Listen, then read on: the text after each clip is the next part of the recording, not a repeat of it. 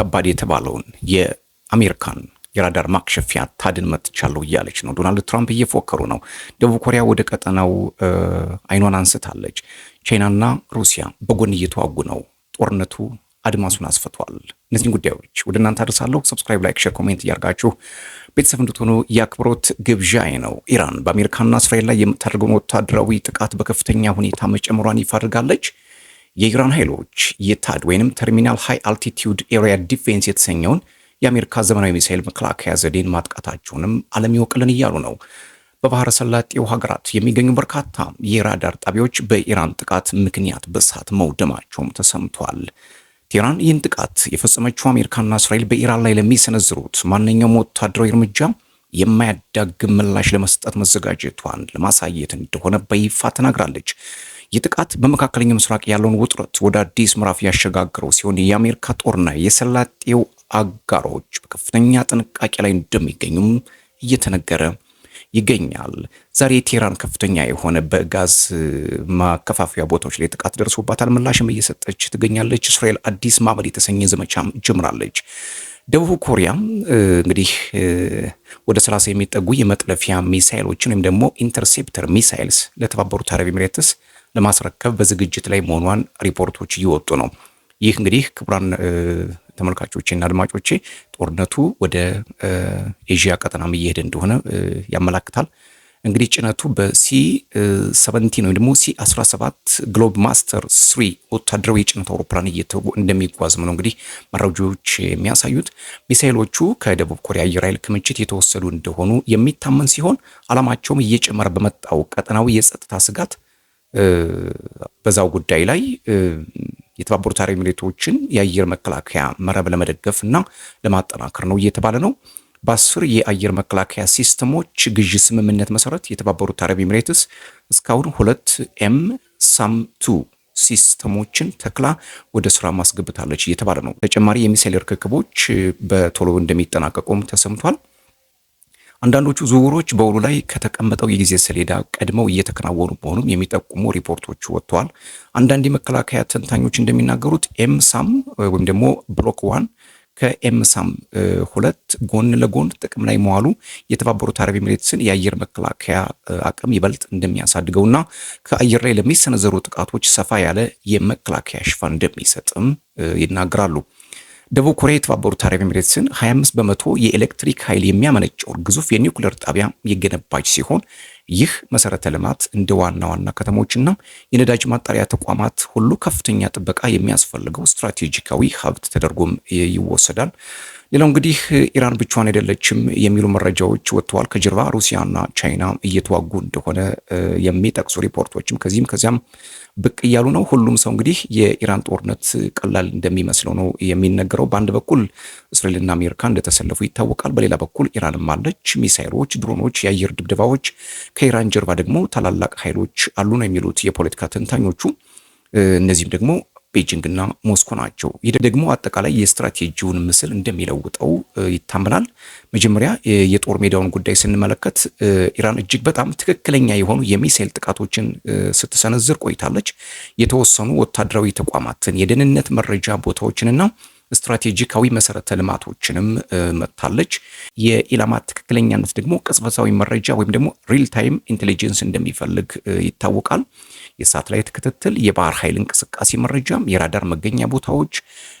እንግዲህ ኢራን ይህን ሁሉ ብቻዋን ለማድረግ የሚያስችል ሰፊ የሳተላይት አውታር መረብ እንደሌላት ይታወቃል። ሩሲያ በዓለም ላይ ካሉት እጅግ የላቁ የወታደራዊ ደህንነት መረጃ ስርዓቶች እንዳሏት ደግሞ ሙን ነው። ቴህራንና ሞስኮ ደግሞ ወታደራዊ ስምምነት እንዳላቸው መዘንጋት የለበትም። ኢራንም ከሩሲያ ጋር በወታደራዊ ረገድ መተባበር እንደምትችል አስቀድማም አረጋግጣለች። በዩክሬን ጦርነት ወቅት ኢራን ለሩሲያ በርካታ የውጊያ ድሮኖችን መስጠቷንም መታወስ ይኖርበታል። አሁን ግን ግንኙነቱ ወደ ሌላ አቅጣጫ እየተቀየረ እንደሆነ የፖለቲካ ተንታኞች እየተናገሩ ነው።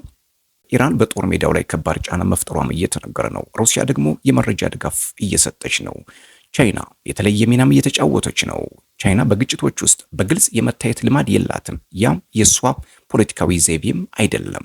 ይልቁንም ቻይና በስተጀርባ በጓሮ ሆና መዘወሩን ታውቅበታለች። በጸጥታ ማጥቃትንም ለምዳለች። ፋይናንስ፣ የዲፕሎማሲ ጫና፣ የቴክኖሎጂ ሽግግር፣ የወታደራዊ ቁሳቁሶች፣ እነዚህ በሙሉ ከቤጂንግ የሚመጡ ለኢራን የሚሰጡ ድጋፎች እንደሆኑም እየተነገረ ነው። እንግዲህ አንዳንድ ሪፖርቶች እንደሚጠቁሙት ኢራን የላቁ የጸረ ሚሳይሎችና ምናልባትም የሃይፐርሶኒክ ሚሳይል ቴክኖሎጂን አግኝታ ሊሆን እንደሚችልም ይገመታል። እነዚህ መሳሪያዎች በተለይ በቀጠናው ያለውን የባህር ኃይል ለማስፈራራትም የተነደፉ እንደሆኑ ነው ወታደራዊ ተንታኞች እየተናገሩ የሚገኙት።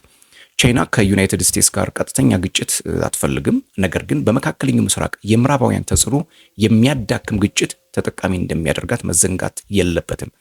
እንግዲህ የተቀናጀ የኃይል ሞዴል የሚባል አለ። ይህ መዋቅር የተነባበረ የኃይል ሞዴልንም ይፈጥራል።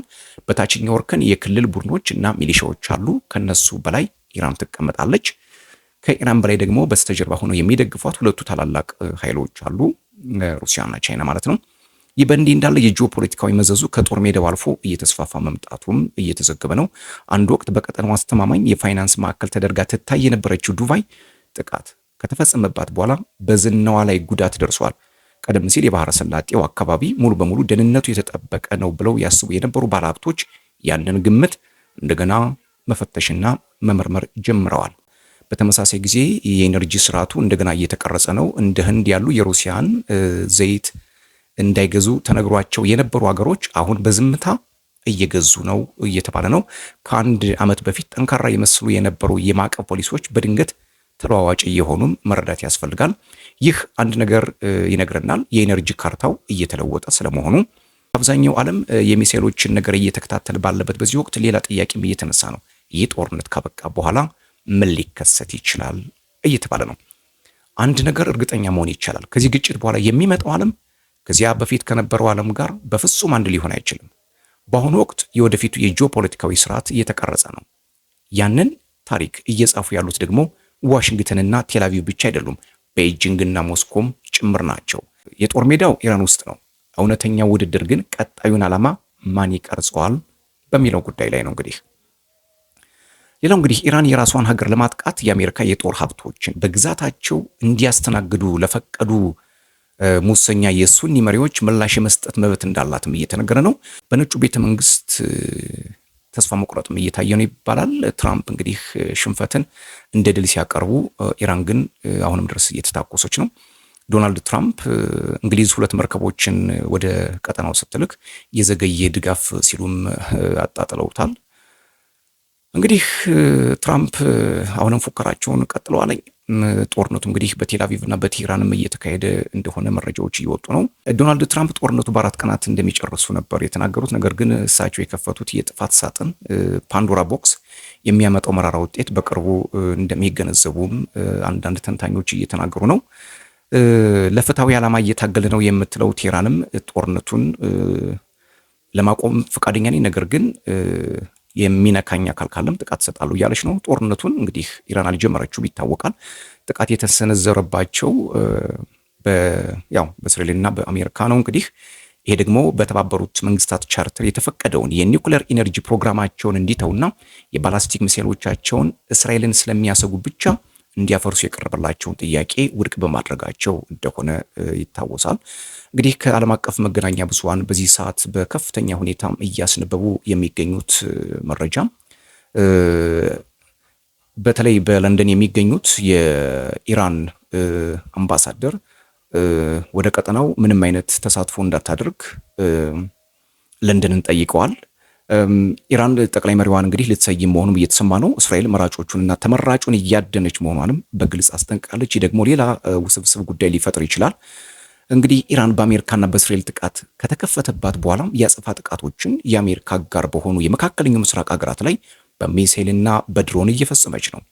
አሜሪካ ጦርነት ከመጀመሩ በፊት በተደረጉ ድርድሮች ላይ ከኢራን የኒውክሌር መርሃ ግብር በተጨማሪ በሚሳኤል ትጥቋ ላይ ቁጥጥር እንዲደረግበትም ስትወተውት እንደነበር የሚታወቅ ነው። ኢራን ግን የሚሳኤል ግንባታዋ ለድርድር የማይቀርብ ቀይ መስመር ነው ስትል መቃወሟም ይታወሳል። እንግዲህ ኢራን በብዛት ከባድ የሆኑ የተለያዩ የሚሳኤሎች አሏት። የተለያዩ ርቀትን የሚመቱ ዘመናዊ ሚሳኤሎች አሏት። ለምሳሌ ሻባብ አንድ የሚባለው 300 ኪሎ ሜትር ያጠቃል። ፋታህ 110 የሚባለው ደግሞ ከ300 እስከ 500 ኪሎ ሜትር ያጠቃል። ሻባብ 2 ደግሞ 500 ኪሎ ሜትር ይወነጨፋል።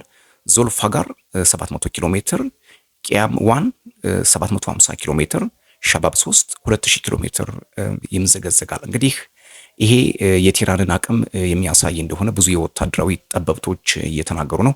ሌሎችን መረጃዎች እንዲደርሳችሁ ቶማይ ቲዩብን ሰብስክራይብ፣ ላይክ፣ ሼር፣ ኮሜንት እንድታደርጉ የአክብሮት ግብዣዬ ነው። ሰላም